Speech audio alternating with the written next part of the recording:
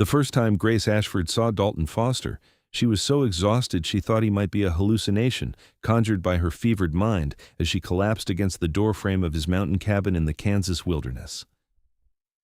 Blood seeped through the threadbare fabric of her servant's dress, where Mistress Caldwell had struck her with the fireplace poker that morning, and her bare feet were cut and blistered from running 12 miles through the rocky terrain outside Leavenworth. She had nothing but the clothes on her back, and the desperate hope that whoever lived in this remote place might have a shred more mercy than the people she had fled. The door swung open before she could even knock, and Grace found herself staring up at a man who seemed carved from the very mountains themselves. He stood well over 6 feet tall with shoulders so broad they nearly filled the doorway, his chest and arms thick with muscle, visible even through his worn flannel shirt.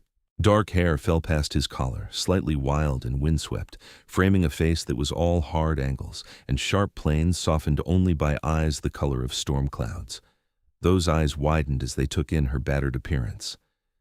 "Please," Grace whispered, her voice cracking, "I need help." Then her legs gave out entirely and she pitched forward. Strong hands caught her before she hit the ground, lifting her as easily as if she weighed nothing at all. Grace tried to protest, tried to tell him she could walk, that she had been sleeping on kitchen floors for the past 3 years and did not deserve his kindness, but darkness pulled at the edges of her vision and she surrendered to it. When consciousness returned, Grace found herself lying on something impossibly soft. Her eyes fluttered open to reveal rough-hewn wooden beams overhead and the warm glow of lamplight. Slowly, carefully, she turned her head and realized she was in a bed. An actual bed with a real mattress and quilts piled high. The room was simple but clean, with a dresser against one wall and a window showing the purple twilight of early evening. Panic seized her chest. She should not be here. Servants did not sleep in beds. Mistress Caldwell had made that abundantly clear after Grace's parents had died, and she'd been indentured to pay their debts. The kitchen floor by the dying embers of the cook stove had been her place for 3 years, and she had learned not to want more. Grace tried to sit up, but pain lanced through her side and she gasped. The door opened immediately and the mountain man stepped through, carrying a basin of water and clean cloths. "Easy now," he said, his voice a deep rumble that somehow managed to be gentle. "You have got some bad injuries. Need to stay still." "I cannot be in your bed," Grace said, her words tumbling over themselves in her urgency to make him understand. "This is wrong. I should be on the floor. I'm just a servant. I'm used to the floor." Something fierce flashed across his face, an emotion Grace could not quite name. He set the basin down on the bedside table and pulled up a wooden chair, settling his large frame into it with surprising grace. "What is your name?" he asked. "Grace Ashford, sir." "Dalton Foster. And you are not sleeping on any floor in my house, Grace Ashford. This is the master bedroom, and you are going to stay right here until you heal up proper." "But where will you sleep?" "I have got a bedroll, plenty comfortable." He wrung out one of the cloths and held it up. "I need to clean those cuts, may I?"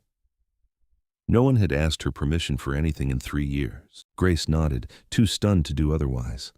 Dalton's hands were rough and calloused from hard work, but his touch was remarkably gentle as he cleaned the dried blood from her feet. She bit her lip to keep from crying out when he reached the deeper cuts. "Who did this to you?" The question was quiet, but Grace heard the steel beneath it. "My mistress, Mistress Caldwell in Leavenworth. My parents died of fever in the winter of 1869 and left debts. I was indentured to her household to work them off. I have 2 more years to serve, but today she—" Grace's voice broke. She was angry about the bread burning, and she struck me with the poker. I knew if I stayed she would kill me eventually, so I ran. I know it was wrong to break my contract, but I could not stay there anymore. Dalton's jaw clenched so hard Grace could see the muscle jumping beneath his beard. "There's nothing wrong with saving your own life. How old are you, Grace?" 21, sir, as of last month." "I am 26, and you can stop calling me sir. Dalton is just fine." He finished wrapping her feet in clean bandages, then moved to examine the wound on her side. "I need to see how bad this is. Can you lift your arm?" Grace did as he asked, wincing as the movement pulled at torn skin. Dalton's expression grew darker as he carefully lifted the edge of her dress just enough to see the damage. The poker had split the skin across her ribs, and the fabric of her dress had stuck to the wound. "This needs proper cleaning or it will fester," he said. "I'm going to have to cut away some of this fabric and it is going to hurt. Can you be brave for me?" Grace almost laughed at the question. She had been brave for 3 years, enduring Mistress Caldwell's cruelty with silent stoicism. What was a little more pain? She nodded. Dalton worked quickly and efficiently, cutting away the ruined fabric and cleaning the wound with steady hands.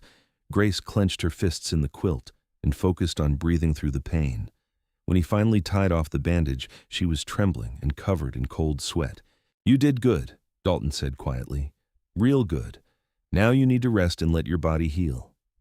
"I cannot stay here," Grace protested weakly. "Mistress Caldwell will come looking for me. If she finds me here, she will make trouble for you. I should go further into the mountains, hide somewhere she will not think to search. You are not going anywhere in your condition, and let her come. This is my land. 300 acres I claimed and built up with my own 2 hands. Nobody tells me what happens on my property." His voice softened. "You are safe here, Grace. I give you my word." Tears burned in Grace's eyes. She could not remember the last time anyone had offered her safety without demanding something in return. "Why are you helping me? You do not know me. I could be a thief or a liar." Dalton studied her for a long moment, those gray eyes seeing far too much. "My mother was a servant before she married my father," he said finally. "She had scars too, though she never talked about where they came from. I was just a boy when she died, but I remember how she would flinch sometimes when my father moved too quick, even though he never raised a hand to her. I swore then that if I ever had the chance to help someone like her, I would." He stood, his head nearly brushing the ceiling beams. "You rest now.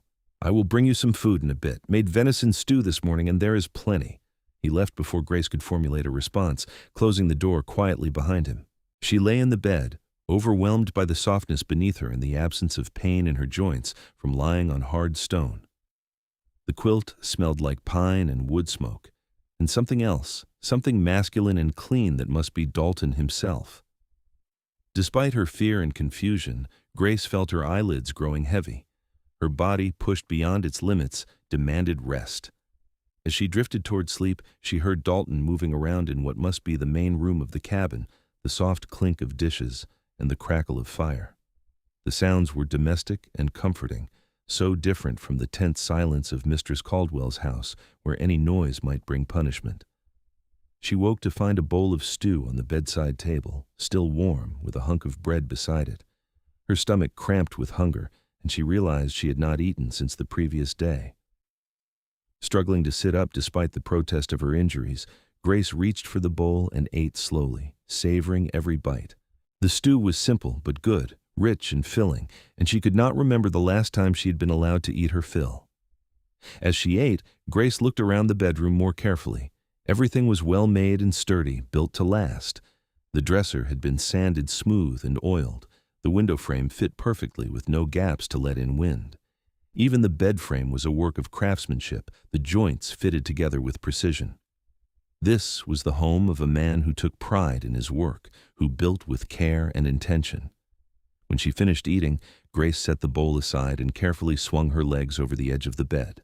Her feet screamed in protest when she put weight on them, but she gritted her teeth and stood. She could not stay in bed indefinitely. She needed to make herself useful, to earn her keep. That was how the world worked. The bedroom door opened to reveal the main room of the cabin, and Grace paused in the doorway to take it all in. It was larger than she had expected, with a stone fireplace dominating one wall and a well-equipped kitchen area on another. A rough-hewn table and chairs occupied the center, and shelves lined the walls, holding supplies and books and various tools. Everything was organized and tidy, though there was a distinctly masculine feel to the space.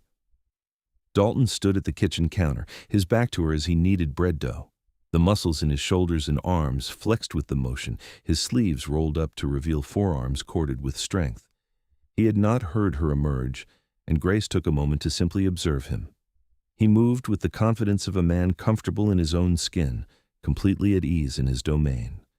There was something almost mesmerizing about watching him work, the steady rhythm of his hands pressing and folding the dough. This was a man who knew how to care for himself, who did not need servants to manage the basic necessities of life. "You should be in bed," Dalton said without turning around, and Grace jumped. How did you know I was here? Floorboard creaks by the bedroom door. He glanced over his shoulder, his expression stern. You are in no condition to be walking around. I need to make myself useful, Grace said, taking another step into the room despite the pain. You have been so kind, and I cannot just lie about while you do all the work. Please, let me help with something, anything. Dalton turned to face her fully, wiping his flour-covered hands on a cloth. Grace, you were half dead when you showed up on my doorstep this morning. Your help can wait until you are healed. But I do not deserve the master bedroom, she insisted, desperation creeping into her voice. I am not quality. I am just a servant. It is not right for me to take your bed while you sleep on the floor. Stop. The single word was not harsh, but it carried enough authority that Grace fell silent. Dalton crossed the room in 3 long strides and stood before her, so close she had to tilt her head back to meet his eyes. Listen to me carefully. You are not in Mistress Caldwell's house anymore. You are not a servant here. You are a person who needed help, and I am giving it. There are no conditions, no debts, no expectations. The master bedroom is the only bedroom in this cabin, and I will be damned if I let you sleep on the floor when there is a perfectly good bed available. But where will you sleep? I told you I have a bedroll. I've slept rough plenty of times. One more night will not kill me. His expression softened slightly.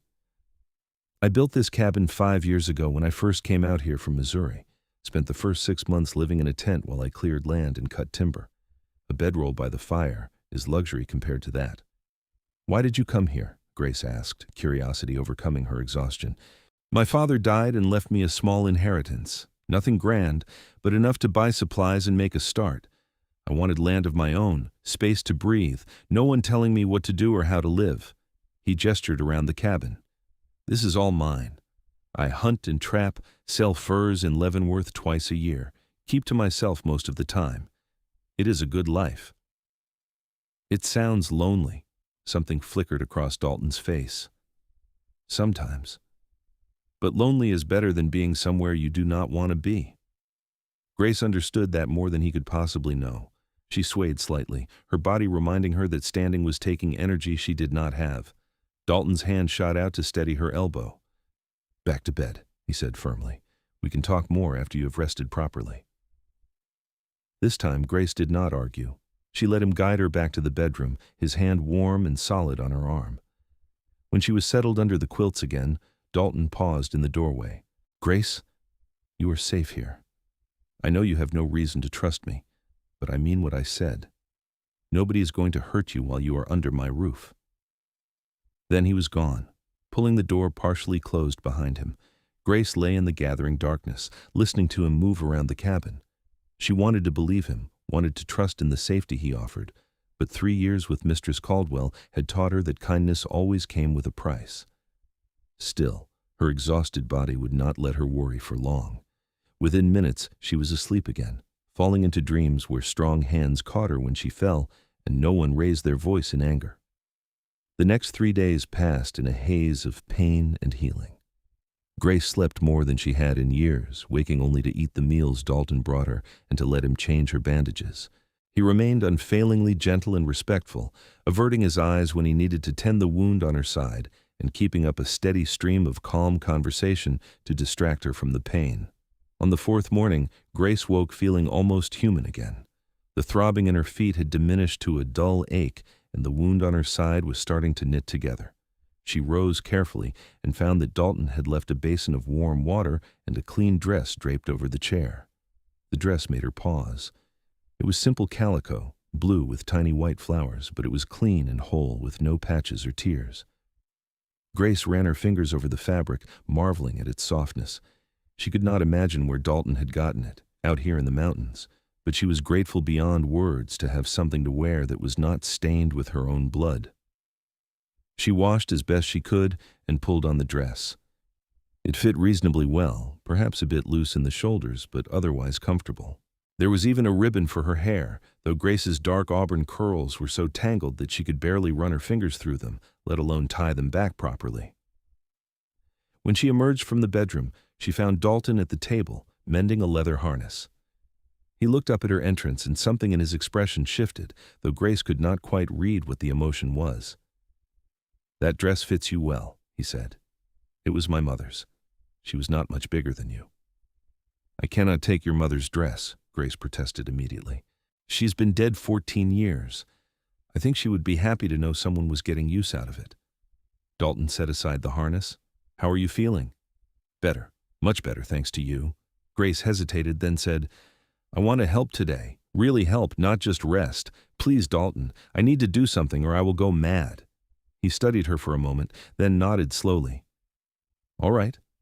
But you are not doing any heavy work. Your feet are still healing, and that wound on your side needs more time. I can cook, Grace offered quickly. I'm a very good cook. Mistress Caldwell may have been cruel, but she made sure I learned to run a proper kitchen. I can also mend and clean and do laundry. Tell you what, Dalton said. I need to check my trap lines today, and that will take most of the morning. While I'm gone, you can make us a proper dinner. Nothing too strenuous, just whatever you feel up to making. I have supplies in the pantry and a good root cellar out back. Grace felt a surge of something that might have been hope or might have been purpose. I can do that. Thank you. Thank me by not pushing yourself too hard, Dalton said. He stood and pulled on a heavy coat. I should be back by early afternoon. If you need anything, do not hesitate to rest. The work will still be there tomorrow. After he left, Grace explored the cabin more thoroughly. The pantry was well stocked with flour, cornmeal, beans, salt pork, and various preserved vegetables. The root cellar yielded potatoes, carrots, and onions. It was more than enough to work with, and Grace felt her fingers itching to create something good. She decided on chicken and dumplings, a hearty meal that would stick to the ribs. Dalton had several chickens in a coop out back, and though Grace felt guilty about taking one of his laying hens, he had said to make what she wanted.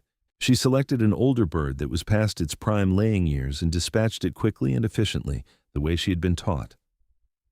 As she worked, plucking feathers and preparing the bird, Grace found herself humming. It had been so long since she had felt anything approaching contentment while working. In Mistress Caldwell's house, every task had been fraught with anxiety, the knowledge that any mistake might result in punishment. Here, alone in Dalton's cabin with sunlight streaming through the windows, she could simply enjoy the process of cooking. She put the chicken on to boil with vegetables and herbs, then mixed up dumplings while the broth simmered. The smells filling the cabin were heavenly, rich and savory, and Grace's stomach rumbled despite the breakfast she had eaten earlier. She set the table carefully, using the plain but sturdy dishes she found in the cupboard, and even arranged some late-season wildflowers she found growing near the cabin in a tin cup as a centerpiece. Dalton returned just as the food was finishing, stomping his boots on the porch to knock off mud before entering. He stopped in the doorway, his eyes widening as he took in the scene. "You have been busy," he said, a note of something pleased in his voice. "I hope you do not mind about the chicken," Grace said anxiously. "I chose an older one that was not laying much anymore." "Grace, they are my chickens. You do not need permission to cook one." He hung his coat on a peg by the door and came to the table. "This smells incredible." They sat down together, and Grace served generous portions of the chicken and dumplings. She watched nervously as Dalton took his first bite, waiting for his reaction. His eyes closed briefly, and he made a sound of pure appreciation. "This is the best thing I have eaten in 5 years," he said honestly. "Grace, you are a miracle worker." Warmth spread through her chest at the praise. "It is just chicken and dumplings, nothing fancy." "Maybe, but it is perfect." He took another bite, then asked, "How are you feeling? You did not overdo it, did you?" "I'm a little tired," Grace admitted, "but it felt good to do something useful. Thank you for letting me help." They ate in comfortable silence for a while, and Grace marveled at how natural it felt to sit across from this man and share a meal. There was none of the tension that had permeated every moment in Mistress Caldwell's house, no waiting for the other shoe to drop. "Dalton," she said hesitantly, "I have been thinking. I cannot stay here forever, living off your charity, but I have nowhere else to go, and I still have 2 years left on my indenture. If I go back to Leavenworth, Mistress Caldwell will find me. She might even send the law after me for breaking my contract." Dalton set down his fork and looked at her seriously. "First of all, you are not living off charity. You just made me the best meal I've had in years, and I suspect you will continue to earn your keep without even trying. Second, indenture contracts can be bought out. How much do you still owe?" Grace blinked in surprise. I do not know exactly. My parents owed $40 when they died. I've been working for 3 years at the standard rate of $10 a year, so that is $30 paid. I suppose I owe another $20 to complete the contract. $20, Dalton repeated. That is nothing. 2 good furs, maybe 3. That is not nothing, Grace protested. That's a fortune to someone like me. But not to me. I have money saved, Grace. More than enough to buy out your contract and send Mistress Caldwell packing if she shows her face here. Hope and fear warred in Grace's chest. You would do that? But why? You barely know me. Dalton leaned back in his chair, his gray eyes steady on hers. I have been alone on this mountain for 5 years. I chose that, and I have been content with it. But having you here these past few days has reminded me of something I had forgotten. People are meant to have company, someone to share meals with and talk to in the evening, someone to care about. He paused, then continued carefully. I'm not asking you for anything, Grace, but if you wanted to stay, work as a paid housekeeper maybe, I would be glad of the company. I would pay you fair wages, and you would have your own room. I could build an addition onto the cabin, give you proper space of your own. Grace's heart was pounding so hard she could hear it in her ears. You would do all that for me? I would, but only if it is what you want. If you would rather I help you get settled somewhere else, start fresh in a new town, I will do that too. The choice is yours, Grace. For once in your life, the choice is entirely yours. Tears spilled down Grace's cheeks before she could stop them. She wiped at them impatiently, frustrated by her own emotion. I'm sorry. I do not mean to cry. It is just that no one has ever given me a choice before. My whole life, things have just happened to me, and I had to endure them. Dalton reached across the table and covered her hand with his. His palm was rough and warm, completely engulfing her smaller hand. Take your time. Think about what you want. There is no rush to decide. But Grace knew with sudden certainty what she wanted. She wanted to stay here in this cabin on the mountain with this impossibly kind man who had given her his own bed and asked for nothing in return. She wanted to cook meals and tend the garden she had noticed out back and maybe learn to be happy again. I want to stay, she said quietly. If the offer is genuine, I want to stay here and work for you. Something bright and warm kindled in Dalton's eyes. The offer is genuine, and I'm glad, Grace, truly glad. They finished their meal in a companionable quiet, both of them processing this new arrangement. After they had cleaned up together, Dalton showed Grace around the property properly. His 300 acres included dense forest full of game, a clear stream that ran year-round, and several cleared fields where he grew hay and vegetables. The work he had put into building his homestead was evident everywhere, from the sturdy fences to the well-maintained outbuildings. I have been thinking about adding on to the cabin anyway, Dalton said as they walked back toward the house. Another bedroom on the east side, maybe a proper pantry and a bigger kitchen, would give us both more space. You do not have to build me my own room, Grace said. I am perfectly comfortable on the floor by the fire.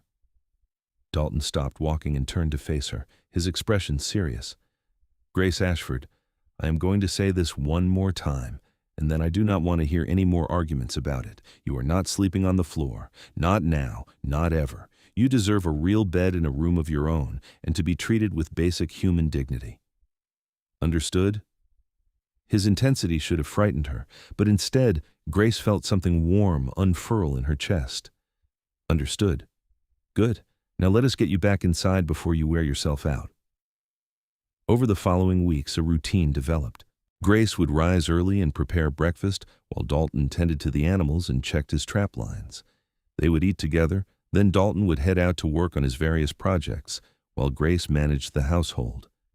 She cooked and cleaned and mended, and slowly the cabin began to feel more like a home than a bachelor's quarters. True to his word, Dalton began construction on an addition to the cabin. He worked in the afternoons after completing his other tasks, cutting and fitting timber with the same careful precision he applied to everything he did.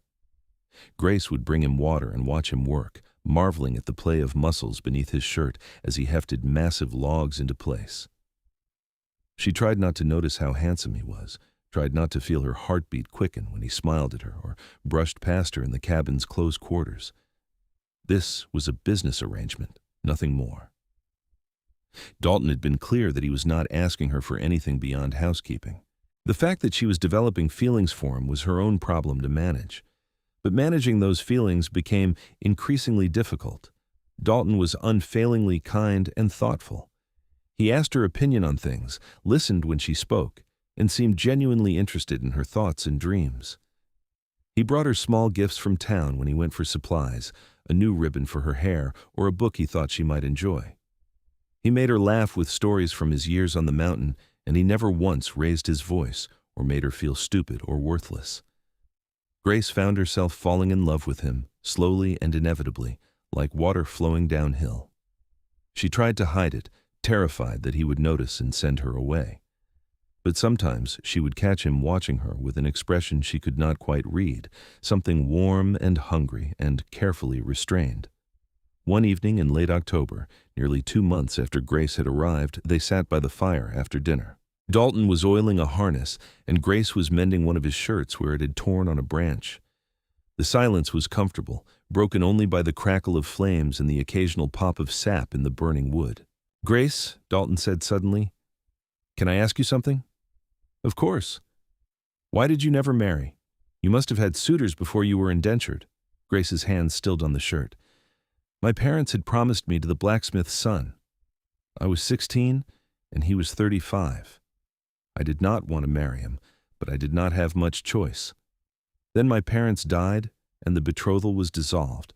The indenture was terrible, but at least it saved me from that marriage." Dalton's jaw tightened. "You should have had a choice." "Daughters rarely do," Grace said quietly. "But what about you? Why did you never marry? Surely there were women in Missouri who would have been happy to be your wife." "There was one," Dalton admitted. "Sarah Martin. I courted her for a year, was planning to propose. Then I overheard her talking to her friends about how she would change me once we were married, civilize me, make me fit for proper society. She did not want me. She wanted the idea of me with all the rough edges sanded off." He shook his head. "I ended things the next day, came out here instead." "She was a fool," Grace said before she could stop herself. "You are perfect exactly as you are." Dalton looked up sharply, his eyes meeting hers across the firelight. "You think so?" Grace felt heat rise to her cheeks but forced herself to hold his gaze. "I do. You are the kindest, most honorable man I have ever met. Any woman would be lucky to have you." The air between them seemed to thicken, charged with something electric. Dalton set aside the harness and rose from his chair, crossing to where Grace sat on the couch. He knelt before her, bringing their faces level, and reached up to tuck a stray curl behind her ear. "What if I do not want any woman?" he said, his voice low and rough. "What if I want one specific woman, a woman with auburn hair and green eyes who makes the best chicken and dumplings I've ever tasted, and who is so damn brave it breaks my heart?" Grace could barely breathe. "Dalton."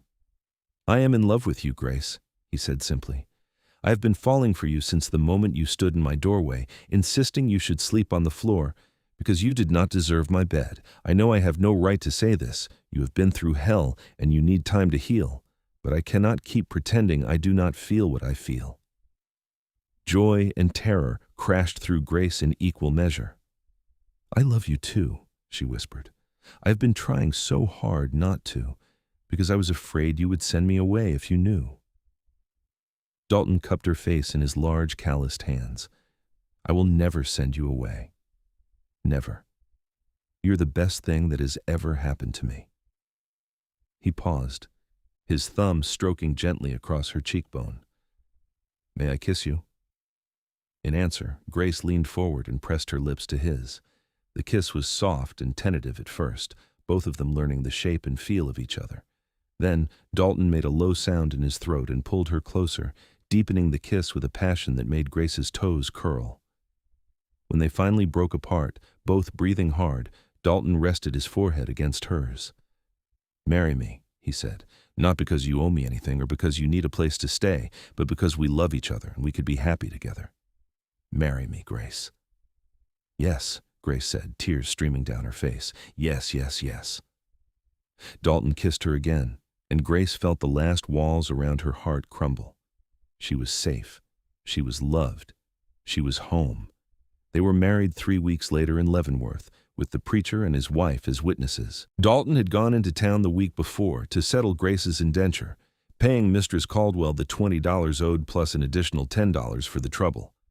The older woman had been outraged, insisting Grace was her property until the contract was complete, but Dalton had stood his ground with the quiet steel Grace had come to recognize as his most dangerous mood. "The contract is bought out, and that is the end of it," he had told Mistress Caldwell, his voice cold. "If you come near my wife again, if you so much as speak her name, you will regret it. Do we understand each other?" Mistress Caldwell had understood. The law might have been on her side in theory, but in practice, no one was going to side with a cruel mistress over a respected mountain man who paid his debts and minded his own business. She had taken the money, and Grace had walked out of that house a free woman. On their wedding day, Grace wore a new dress that Dalton had bought her, a deep green that matched her eyes. Dalton wore clean clothes and had trimmed his hair and beard, though he was still magnificently rugged.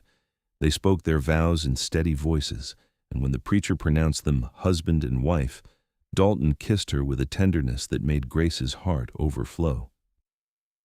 They spent their wedding night in the hotel in Leavenworth, a luxury Dalton insisted on. He was gentle with Grace, patient and careful, making sure she felt safe and cherished. Afterward, lying in his arms, Grace marveled at how much her life had changed in just a few months. "What are you thinking?" Dalton murmured, his fingers trailing lazy patterns on her bare shoulder. "That I am the luckiest woman alive," Grace said, "and that I love you more than I thought it was possible to love anyone." "The luck is all mine," Dalton said, kissing the top of her head. "I was alone on that mountain for 5 years, and I thought I was content, but you showed me what I was missing. You are my home, Grace. Not the cabin, not the land. You." They returned to the mountain the next day, to the cabin that was now truly theirs. The addition was nearly complete, though Dalton had decided to turn it into a proper master bedroom for the two of them, rather than a separate room for Grace. The original bedroom would become a guest room, or perhaps someday, a nursery. Life settled into a new rhythm, this one sweeter than the last. Grace woke each morning in her husband's arms, still half amazed that this was her reality. They worked together during the day, Dalton teaching her about trapping and hunting, while Grace showed him tricks for preserving food and managing supplies.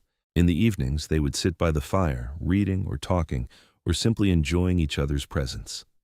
Winter came early to the Kansas mountains that year. The first snow fell in mid-November, blanketing the world in white. Grace had never particularly liked winter, associating it with her parents' death and the beginning of her indenture. But this year, safe and warm in the cabin with Dalton, she found herself appreciating its beauty. They were snowed in for weeks at a time, the drifts piling so high that even Dalton's considerable strength could not clear a path to town. But they had plenty of supplies and each other, and Grace could not remember ever being happier. Dalton told her stories of his childhood in Missouri, about his parents and the farm where he had grown up. Grace shared her own memories, the good ones from before her parents had fallen ill. On Christmas Eve, Dalton presented her with a gift he had been working on in secret. It was a rocking chair, beautifully crafted from oak he had seasoned for years, with her initials carved into the headrest. "For our home," he said, "and maybe someday for our children." Grace had traced the letters with trembling fingers, overcome with emotion. "It is the most beautiful thing anyone has ever given me." "You are the most beautiful thing anyone has ever given me," Dalton replied, pulling her into his arms. "I love you, Grace Foster. I love you with everything I am." Spring came eventually, as it always does. The snow melted and the world turned green again, and Grace planted a massive garden with Dalton's help. They talked about their future, about building up the property and maybe getting some cattle. Dalton wanted to increase his trap lines and start selling his furs more regularly. Grace wanted to learn to read better, and Dalton spent patient evenings teaching her with the books he had accumulated over the years. In June, Grace realized her monthly courses were late. She waited another week, not wanting to say anything until she was sure, but when a second week passed with no sign, she knew. She was with child. She told Dalton that evening after dinner, watching his face carefully for his reaction. For a moment he just stared at her, processing the information. Then a smile broke across his face like sunrise, transforming him from handsome to radiant. "A baby?" he said, his voice full of wonder. We are going to have a baby?" "Yes," Grace confirmed, her own smile matching his. "In February, I think." Dalton whooped and swept her up in his arms, spinning her around the cabin. When he finally set her down, he immediately dropped to his knees and pressed his ear against her still flat stomach. "Hello in there, little one," he said softly. "I am your father, and I already love you more than you can possibly imagine." Tears streamed down Grace's face as she ran her fingers through his long hair. This man, this impossibly wonderful man, was going to be the father of her child. Their baby would grow up in this cabin on the mountain, safe and loved and free. The pregnancy progressed smoothly. Grace felt well most days, just slightly tired and occasionally queasy in the mornings. Dalton fussed over her constantly, insisting she not lift anything heavy or overwork herself. He finished the new bedroom in record time, determined that their child would have a proper nursery.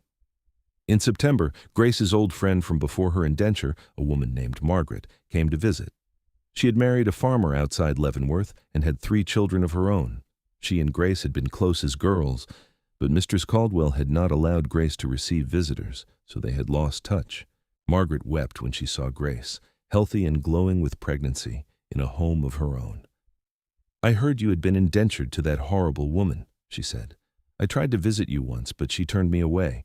I thought I had lost you forever." "I almost was lost," Grace admitted, "but Dalton saved me." Over tea, Grace told Margaret the whole story, from her desperate flight through the mountains to Dalton giving her the master bedroom to their eventual marriage. Margaret listened with wide eyes, occasionally reaching over to squeeze Grace's hand. "That is the most romantic thing I have ever heard," Margaret said. "You deserve this happiness, Grace. After everything you endured, you deserve it all." The women spent the afternoon catching up, and Margaret promised to visit regularly. Having a friend again, someone to talk to and share confidences with, was yet another gift Grace had not known she was missing. As fall progressed into winter, Grace's belly grew round and prominent. Dalton was endlessly fascinated by it, spending evenings with his hand pressed against her stomach, feeling the baby move. They argued good-naturedly about names, Dalton favoring strong traditional names, while Grace preferred something more unusual. In late January, Margaret came to stay at the cabin, bringing her experience with childbirth to help when Grace's time came. Dalton was grateful for her presence, though he hated the idea of leaving Grace's side even for a moment. The baby came on a frigid night in mid-February, born during a snowstorm that seemed determined to match the drama of his arrival. Dalton paced the main room while Margaret and Grace worked in the bedroom, his face drawn with worry every time he heard Grace cry out in pain. Finally, after hours that felt like years, a baby's wail split the air. Dalton froze, his heart in his throat, until Margaret opened the door with a wide smile. "You have a son," she said, "a big, healthy boy, and Grace is doing wonderfully. Come meet your son, Dalton." Dalton entered the bedroom on shaking legs. Grace lay propped up against pillows, looking exhausted but radiant, with a tiny bundle cradled in her arms. She looked up as he approached, her eyes shining with tears and joy. "Meet your son," she said softly, pulling back the blanket so Dalton could see the baby's face. Dalton had faced down bears and wolves and survived brutal winters alone on the mountain, but nothing had prepared him for the overwhelming rush of love he felt when he looked at his son for the first time. The baby was perfect, with a shock of dark hair and tiny features that were already showing hints of his mother's delicate bone structure. "He is beautiful," Dalton whispered, reaching out to touch one miniature hand. The baby's fingers immediately wrapped around his father's massive finger and held on tight. "What should we name him?" "I was thinking Thomas," Grace said, "after your father." Dalton's eyes filled with tears. His father had been dead for 7 years, and he had loved the man with all his heart. "Thomas Foster," he said, testing the name. "It is perfect. He is perfect. You are perfect." He leaned down to kiss Grace gently. "Thank you for giving me this. Thank you for everything." The next few months were exhausting and wonderful in equal measure. Thomas was a good baby, but he still required constant attention. Grace and Dalton took turns walking him when he fussed at night, learning together how to be parents. Margaret visited regularly, bringing advice and much-needed adult conversation. As spring returned and Thomas grew, Grace found herself marveling at the life she had built. This was so far from the terrified girl who had collapsed on Dalton's doorstep, so different from the servant sleeping on kitchen floors. She had a home, a husband who loved her, and a beautiful son. She had friends and security, and most importantly, freedom. One evening in late May, when Thomas was 3 months old and sleeping peacefully in his cradle, Grace and Dalton sat on the porch and watched the sun set over the mountains. Dalton had his arm around her shoulders, and Grace leaned into his solid warmth. I was thinking, Dalton said, that maybe we should think about getting Thomas a brother or sister. Not right away, he added quickly, seeing Grace's expression, but someday when you are ready. I always wished I had siblings growing up. Grace smiled and turned to kiss his jaw. Someday sounds good. For now, I'm happy with exactly what we have. So am I, Dalton agreed, more than happy. Grace, you know I love you, right? I tell you every day, but I want to make sure you really know it. You and Thomas are my whole world. I know, Grace said softly, and I love you too, more than words can say. You saved my life, Dalton. You gave me back my dignity and my hope. You gave me a home and a family. You gave me everything. You saved me too, Dalton said. I was alive before you came, but I was not really living. I was just existing, going through the motions. You brought light and laughter and love into my life. You made this cabin a home. You made me whole. They sat in comfortable silence, watching the stars emerge in the darkening sky. Inside, Thomas made a small sound and then settled back into sleep. A coyote called in the distance and was answered by another. Life continued to unfold around them in all its messy, beautiful complexity. The garden produced bountifully that summer, and Grace spent long days preserving vegetables and fruits for the coming winter. Dalton's trap lines were productive, and he made several profitable trips to Leavenworth to sell his furs. Thomas grew and changed daily, each new development a source of wonder and delight. In the fall, Grace discovered she was pregnant again. This time the announcement was met with pure joy, no nervousness or uncertainty to temper their excitement. They knew what to expect now, and they were ready. Their second child, a daughter they named Eleanor, was born the following June on a warm afternoon filled with birdsong. She had Grace's auburn hair and Dalton's gray eyes, and her brother Thomas was immediately smitten with her. He would sit by her cradle for hours, telling her stories in his toddler babble and bringing her his favorite toys. As the years passed, Grace and Dalton added 2 more children to their family, another son named James and a daughter named Catherine. The cabin was expanded multiple times to accommodate their growing brood, and the property thrived under their careful management. Grace never forgot where she had come from, the desperate girl fleeing through the mountains with nothing but the clothes on her back. But she no longer lived in that past. She had built a future instead, brick by brick and day by day, alongside the man who had given her his bed when she thought she deserved only the floor. On their 10th anniversary, Dalton presented Grace with a gift he had been working on for months. It was a carved wooden plaque that read, "The Foster Home, established 1873.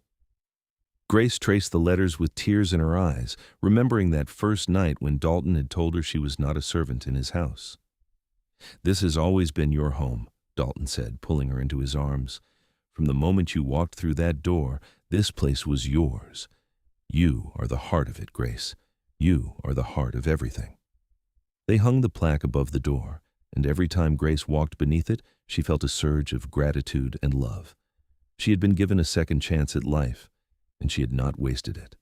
She had loved and been loved. She had built something beautiful and lasting. The children grew and thrived. Thomas showed signs of having his father's way with animals and love of the outdoors. Eleanor was quick and clever, always asking questions and wanting to understand how things worked. James was gentle and artistic, spending hours drawing pictures of the mountains and wildlife. Catherine, the baby, was fearless and adventurous, constantly giving her parents minor heart attacks with her climbing and exploring. Dalton was an involved and loving father, spending hours playing with his children and teaching them everything he knew. He showed Thomas how to track and hunt, taught Eleanor to read and cipher, encouraged James's artistic pursuits, and indulged Catherine's wild spirit while keeping her safe. Grace watched him with their children and fell in love with him all over again every single day. They faced challenges, of course. There were lean years when the fur prices dropped and they had to tighten their belts. There were illnesses that scared them both, nights spent watching over feverish children and praying for recovery. There were arguments and disagreements, moments of frustration and exhaustion. But through it all, they had each other. They had built their relationship on a foundation of mutual respect and genuine love, and that foundation held strong through every storm.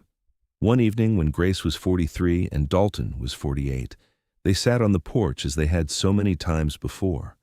Their children were all grown now, Thomas married with children of his own, Eleanor engaged to a young teacher from Leavenworth, James apprenticed to a carpenter in town, and Catherine attending a women's college back east. The house was quiet in a way it had not been for years, and Grace found herself missing the chaos of her children's younger days. But she was also enjoying this new phase of life, the chance to focus on just her and Dalton again. "Do you ever regret it?" Dalton asked suddenly. "Taking a chance on a rough mountain man instead of going somewhere civilized and starting over?" Grace looked at him in surprise. Even after all these years, he sometimes showed glimpses of insecurity, worried that he had not given her enough. "Not for a single second," she said firmly. "Dalton Foster, you are the best thing that ever happened to me. This life we have built together is more than I ever dreamed was possible." "I just want to make sure you are happy," Dalton said. "You have given me so much, Grace. I want to know I have given you enough in return."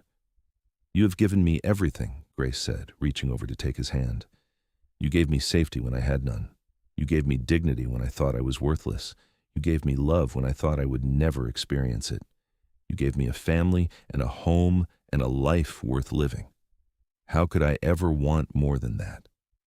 Dalton brought her hand to his lips and kissed it gently. "I love you, Grace Foster.